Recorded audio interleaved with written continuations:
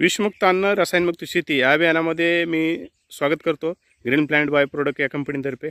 Sir आज तारीख आहे 22/11/2020। तर आपली ही जी ऊसाची व्हरायटी आहे कोणती व्हरायटी आहे? ऊसाची व्हरायटी 10,001 आहे। 1 जूनला लावलेला आहे। ह्याचे लावण्यासाठी ग्रीन प्लॅनेटचे प्रोडक्ट कसे यूज केले? ह्याचे लावण्यासाठी पहिले नांगरून घेतलं, नांगरून कुळून पुन्हा नंतर भूमी पॉवर इसकटलं। भूमी पॉवर इसकटल्यानंतर ज्यावेळेस आपण बेने प्रक्रिया करून एसटी मध्ये बुडून लावलेला आहे।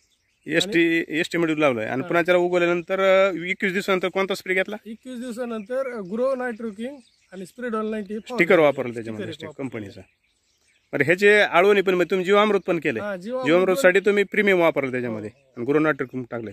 जीवामृत आतापर्यंत किती वेळ झाले? जीवामृत त्याला 2 वेळेस वापरलेलं आहे आणि स्प्रे किती वेळ झाले? स्प्रे 3-4 वेळेस घेतलेले आहे। 3-4 वेळ झाले आणि 1 नंबर म्हणजे ऊसाची क्वालिटी तुम्हाला दिसेल। आता ते कांड्याची साईज वगैरे दाखवा आपल्याला। कांड्याची साईज ठीक आहे।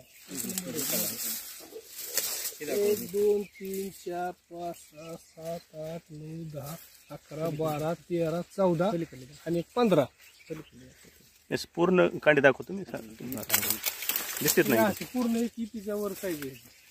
किती जवळजवळ कांडे आज जवळजवळ आपल्याला 5 महिन्याला पण 8 दिवस कमी येतं सर।